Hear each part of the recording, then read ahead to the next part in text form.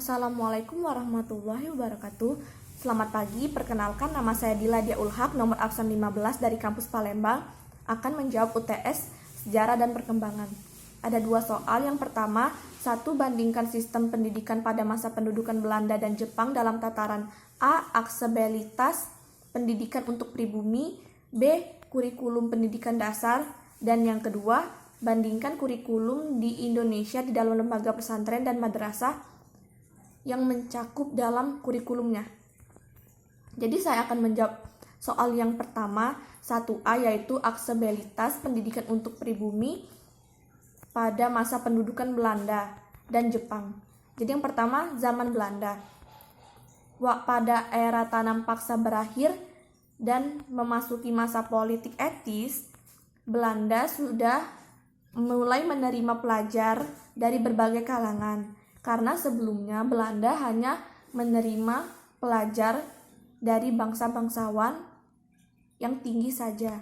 Tetapi pada saat masa tanam paksa itu berakhir, Belanda mulai menerima pelajar dari berbagai kalangan. Dan kemudian berkembang sekolah itu menjadi sekolah rakyat. Pada akhir abad ke-19 dan awal abad ke-20, Belanda memperkenalkan sistem pendidikan formal yang strukturnya pada rakyat Indonesia. Tujuannya saat itu, Belanda ingin memperdalam pendidikan di Indonesia. Dan yang kedua, pada saat zaman Jepang. Jepang menyediakan sekolah rakyat sebagai pendidikan dasar, sekolah menengah sebagai pendidikan menengah, dan sekolah kejuruan bagi guru. Jika pada masa penjajahan Belanda, bahasa utama yang digunakan tuh bahasa Belanda. Tapi pada masa pendudukan Jepang, itu tuh berubah menjadi bahasa Indonesia sebagai bahasa utamanya, dan yang kedua ada bahasa Jepang sebagai bahasa kedua. Pada masa Jepang sudah banyak menanamkan ideologi mental kebangsaan dengan memperlakukan para peserta didiknya dengan mengenal lagu kebangsaan dari Jepang, bersenam, dan mengibarkan bendera, serta penghormatan terhadap kaisar. Yang kedua atau 1B, yaitu kurikulum pada pendudukan masa Belanda dan Jepang. Yang pertama, pada masa pendudukan Belanda. Pada masa pendudukan Belanda, kurikulumnya didesain untuk melestarikan penjajahan di Indonesia. Maka pada kurikulum itu dikenal kebudayaan Belanda, juga penekanan hanya pada menulis dengan rapi, membaca, dan berhitung. Karena keterampilan itu sangat bermanfaat untuk memperbantukan pemerintahan Belanda dengan gaji yang sangat rendah. Anak-anak di Indonesia pada zaman itu tidak diperkenalkan dengan budayanya sendiri dan potensi bangsanya. Sedangkan pada kurikulum pada masa Jepang, pendidikannya diarahkan untuk menyediakan prajurit yang siap berperang di Perang Asia Timur Raya. Penggolongan sekolah berdasarkan status sosial yang dibangun oleh Belanda tadi itu dihapuskan, karena pendidikan hanya digolongkan pada pendidikan dasar seperti di Indonesia 6 tahun, pendidikan menengah pertama, pendidikan menengah tinggi, yang seperti di Indonesia juga, yaitu masing-masing 3 tahun, serta pendidikan tinggi juga seperti universitas. Sekolah rendah diganti namanya menjadi sekolah rakyat, sekolah menengah pertama, dan sekolah menengah tinggi. Hampir semua pendidikan tinggi yang ada pada zaman Belanda ditutup, kecuali sekolah tinggi kedokteran di Jakarta dan sekolah teknik di Bandung. Dan soal yang kedua adalah bandingkan pendidikan di Indonesia di dalam lembaga, pesantren, dan madrasah. Jadi yang pertama lewat kurikulum. Jadi yang pertama itu adalah kurikulum madrasah.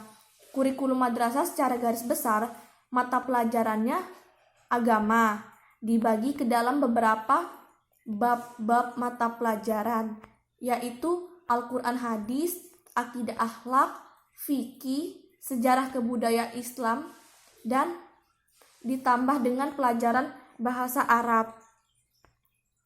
Jadi sejak madrasah ibtidaiyah atau MI dan hingga madrasah aliyah atau MA, porsi mata pelajaran pendidikan agama Islam itu lebih banyak. Fungsi tersebut menjalankan sebagai model madrasah akan dilengkapi fasilitas-fasilitas. Jadi bukan hanya belajar agama saja, tetapi di dalam madrasah itu juga difasilitaskan seperti sekolah negeri pada umumnya, yaitu memiliki perpustakaan, laboratorium IPA, laboratorium bahasa, laboratorium komputer, bahan-bahan pelajaran seperti teks, buku penunjang, buku pustaka, alat peraga, dan lainnya. Dalam hal personil akan dipersiapkan oleh guru yang bergelar master, sedikitnya 1 orang untuk setiap mata pelajaran. Guru kelas atau guru mata pelajaran yang terlatih di dalam maupun di luar negeri, perpustakaan, teknisi, lab, dan staf lainnya yang memenuhi syarat. Sedangkan di dalam kurikulum pesantren ada 4 bagian. Yang pertama, pendidikan di dalam pesantren, kurikulumnya berbentuk pendidikan agama Islam. Kegiatan belajar pendidikan agama Islam lazim disebut sebagai ngaji atau pengajian. Kegiatan ngaji di pesantren pada praktiknya dibagi menjadi 2 tingkatan. Tingkatan yang pertama adalah awal ngaji. Tingkatan itu tuh sangat sederhana karena santri hanya belajar mengaji dari Al-Quran dan membaca teks-teks dari Al-Quran tersebut. Sedangkan tingkatan yang kedua adalah para santri memilih kitab-kitab Islam klasik dan mempelajarinya di bawah bimbingan kiai atau yang sering disebut dengan kitab kuning. Dalam dunia pesantren mempunyai posisi sangat signifikan selain dari karisma kiai itu sendiri, dan kitab kuning itu dijadikan sebagai referensi dan buku pegangan dalam hari-hari pesantren dan kurikulum sebagai pendidikan dalam sebuah pesantren tersebut. Yang kedua adalah kurikulum berbentuk pengalaman dan pendidikan moral. Kegiatan keagamaan yang paling terkenal di dunia pesantren adalah kesolehan dan komitmen para santri terhadap 5 rukun Islam. Kegiatan tersebut diharapkan tuh untuk mampu menumbuhkan kesadaran para santri untuk mengamalkan nilai moral yang diajarkan pada saat mengaji, pada saat belajar tadi. Yang ditekankan dalam moral tersebut adalah persaudaraan Islam, keikhlasan, kesederhanaan, dan kesaudaraan pada Islam. Nah, jadi yang ketiga, kurikulum berbentuk sekolah dan pendidikan umum. Pesantren memperlakukan kurikulum sekolah mengacu pada pendidikan nasional yang dikeluarkan Departemen Pendidikan Nasional, sedangkan kurikulum madrasah mengacu kepada pendidikan agama yang diberlakukan oleh Departemen Agama. Nah, jadi yang keempat, kurikulum pesantren berbentuk keterampilan dan kursus. Jadi pesantren memberlakukan kurikulum ini secara terencana dan terprogram melalui kegiatan ekstrakurikuler. Kurikulum seperti itu diberlakukan di pesantren karena mempunyai 2 alasan.